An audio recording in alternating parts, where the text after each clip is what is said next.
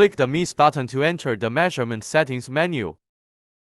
Click on Add Category to select 3 measurement categories: horizontal, vertical, and other. At the same time, the specific measurement parameters in the measurement categories are displayed on the screen as shown in the following figure. Click on Add Category to select 3 measurement categories: horizontal, frac, period, reset, fault, pass PW, neg PW, PDUT, and DUT, width, max time, mean time; vertical, VM in, VMX, VM in, PKPK, VT up, VMid, VBAs, VAMP, VRMIS, VOVER, VAPOR, PVRMS, PVMEs, VOFAF, VERPER.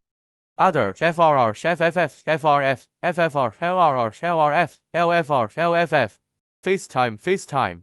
Add measurement items by clicking on Measurement Parameters. Press Source A, rotate the multifunctional knob to select the channel to be measured, and press the knob to select it. Press Remove to enter the Delete Detailed menu settings. Click on the Remove menu tab to delete the last measurement item added. Note that pressing this soft key once will only delete one measurement item. When deleting a measurement item, the measurement result at the bottom of the screen will shift to the left and display one item.